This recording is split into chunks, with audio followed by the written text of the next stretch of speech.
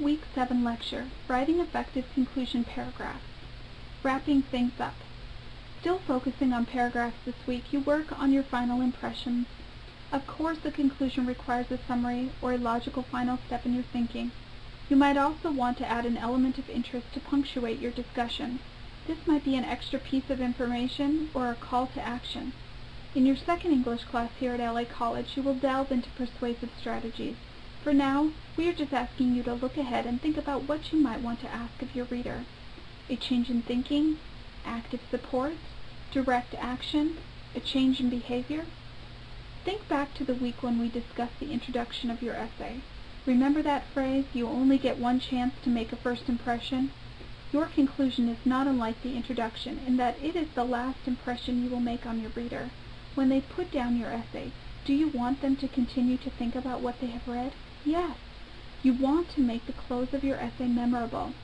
Remember that you want to engage the reader to agree with your thinking, not make him or her feel like the enemy.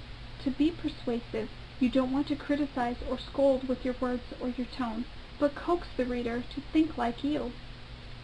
Tone. As we discussed in previous weeks, there is both what you say and how you say it. You may already have taken tone into account as you wrote the previous paragraphs for your topics. If not, it is often at the conclusion that writers take a more serious look at it, and then go back and adjust their introduction and detailed paragraphs so that the entire essay will be cohesive.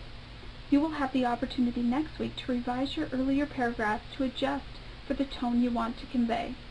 In addition to the aspects of tone discussed in the text regarding formal, semi-formal, and informal, do you want your readers to finish your essay feeling happy, concerned, outraged, curious, or what else might you prefer? Think about adding flavor to your discussion. Consider trying different types of tone with each of your 3 topics if you wish. Like other aspects of cohesion, think about how you want your tone to affect a reader. For example, do you want your tone to build in strength as a person proceeds from the introduction to the conclusion, or do you want it to soften? It is often helpful to have a couple of friends read your work before you finalize it, to gauge whether the impact you want is the one you are achieving.